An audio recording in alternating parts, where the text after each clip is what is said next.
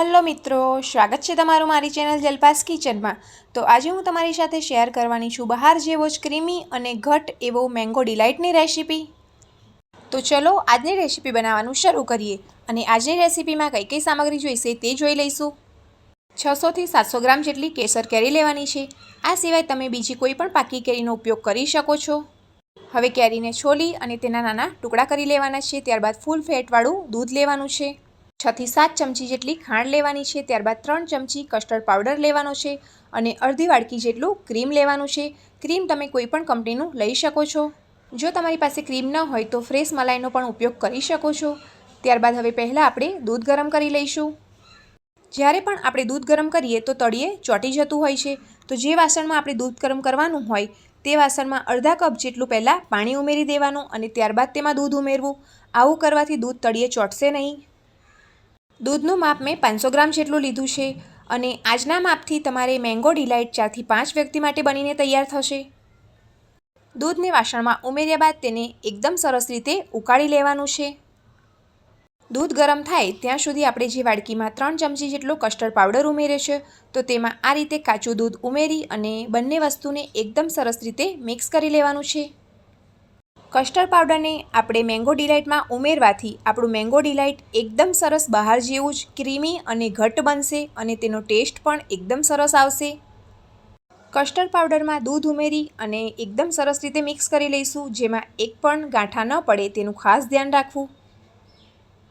હવે આ મિક્સ કરેલા કસ્ટર્ડ પાવડરને આપણે સાઈડમાં મૂકી દઈશું। જ્યારે દૂધ ઉકળશે ત્યારબાદ તેનો ઉપયોગ કરવાનો છે। તો હવે તમે જોઈ શકો છો કે દૂધ ઉકળી ગયું છે। હજુ પણ તેને થોડીવાર ઉકળવા દઈશું અને દૂધને સતત આ રીતે હલાવતા રહી અને તેને ઉકળવા દેવાનું છે। જો તમે મારી ચેનલ પર નવા છો તો મારી ચેનલને જલ્દીથી સબસ્ક્રાઇબ કરી લો, જેથી આવનારા વિડીયોની નોટિફિકેશન તમને સૌથી પહેલાં મળતી રહે। દૂધ ગરમ થઈ જાય અને તેમાં એક ઉભરો આવી જાય ત્યારબાદ તેમાં 7 થી 8 ચમચી જેટલી ખાંડ ઉમેરીશું। ખાંડનું માપ તમે તમારા ટેસ્ટ પ્રમાણે વધારે ઓછું કરી શકો છો। આજની રેસીપીમાં મેં કેસર કેરીનો ઉપયોગ કર્યો છે, તો કેસર કેરીનો ટેસ્ટ એકદમ સરસ મીઠો હોય છે અને એ સિવાય જો તમે બીજી કોઈ કેરીનો ઉપયોગ કરો તો ખાંડનું માપ થોડું વધારે લેવું। ખાંડ ઉમેર્યા બાદ બધી જ ખાંડ એકદમ સરસ રીતે દૂધમાં ઓગળી જાય ત્યાં સુધી તેને ઉકાળી લેવું। હવે ખાંડ ઓગળી ગઈ છે અને દૂધ પણ એકદમ સરસ રીતે ઉકળી ગયું છે। તો હવે દૂધ ઉકળે ત્યારબાદ તેમાં જે કસ્ટર્ડ પાવડર મિક્સ કરીને રાખ્યો હતો તે ઉમેરી દેવાનો છે। કસ્ટર્ડ પાવડરનું મિશ્રણ દૂધમાં ઉમેર્યા બાદ 5 થી 7 મિનિટ સુધી દૂધને ફરીથી ઉકળવા દઈશું।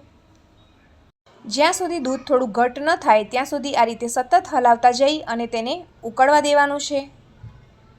તો હવે તમે જોઈ શકો છો કે કસ્ટર્ડ પાવડર ઉમેર્યા બાદ તેમાં એકદમ સરસ જેવી સુગંધ આવવા લાગી છે અને દૂધ પણ પહેલાં કરતાં થોડું ઘટ્ટ થઈ ગયું છે। હવે દૂધ આપણું એકદમ સરસ ઉકળીને ઘટ્ટ થઈ ગયું છે। તો હવે ગેસની ફ્લેમ આપણે બંધ કરી દઈશું અને દૂધને એકદમ ઠંડુ પડવા દેવાનું છે। દૂધ એકદમ ઠંડુ થાય ત્યાં સુધી જે કેરીના ટુકડા કર્યા હતા તેમાંથી આપણે એક બાઉલ જેટલા ટુકડાને અલગ રાખીશું, જે લાસ્ટમાં આપણે ગાર્નિશિંગમાં કામ આવશે।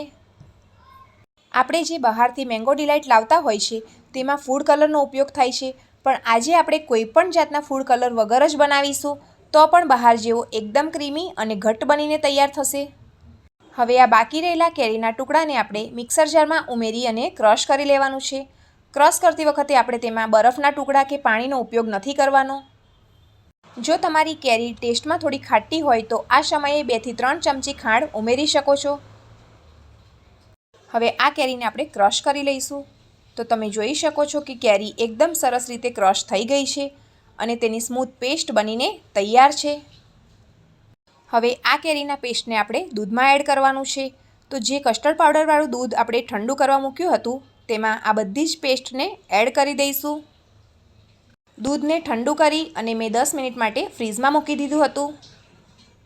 તો હવે આ ઠંડા દૂધમાં આપણે કેરીની પેસ્ટ ઉમેરી દેવાની છે। મેંગો ડિલાઇટ જેટલું ઠંડુ હોય તેટલી જ ખાવાની મજા આવતી હોય છે, તો દૂધને આપણે એકદમ ઠંડુ કરી લેવાનું અને ત્યારબાદ જ કેરીની પેસ્ટ ઉમેરવાની।